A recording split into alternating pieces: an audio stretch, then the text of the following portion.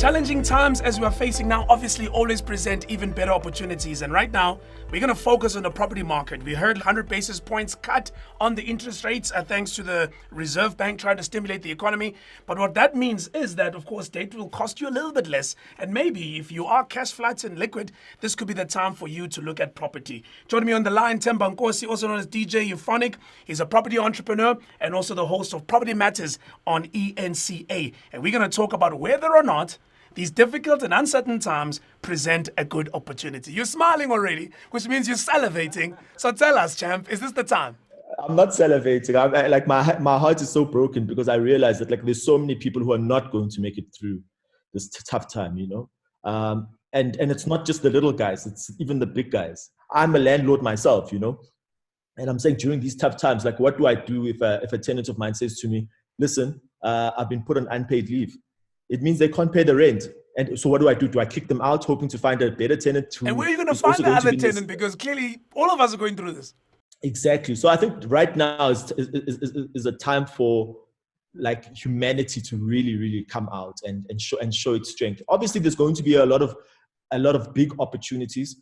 But I just think, and I just hope that if you are finding deals, or the guys that are going to be able to find deals, just do a more humanitarian DD with a due diligence of that property to understand why is it that this person has lost their house. There's a lot of talk about this 3-month holiday, right? We've seen globally a lot of governments coming out and trying to do it.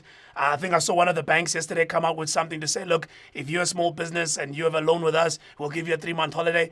It also, I guess, means you as a landlord need to go to your financier and also get a 3-month holiday and then obviously pass it on to that tenant. No, 100%. So I'm where a payment holiday helps, and which is the reason why I started applying for them, is because I realized that, for instance, I've got a lot of student housing. So I'm saying the government's told all the students to go home.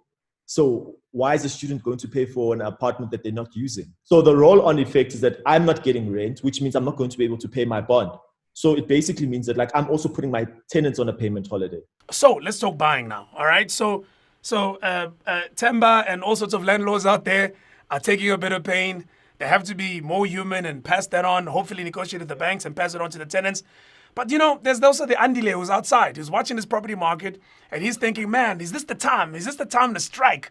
Are there certain owners out there who are having it hard who might be willing to let go? No, I'm saying to you, I think now's more time to do more of add a humanitarian layer to you doing a due diligence. I don't know if I'd be able to sleep easy at night knowing that a family lost their house during coronavirus and I capitalized on it. Do you know what I mean? So I don't know if I'd buy a shopping center now knowing that one of the big funds or whoever it is completely collapsed, during this period. Yes, there's going to be so much opportunity, but I just think the humanitarian layer of it needs to come into full effect now.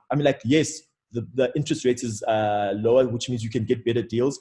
Yes, a lot of people are going to be offloading, which means you find stuff cheaper. So there's a lot of opportunity, but what's going to make you go to bed easy at night is the question.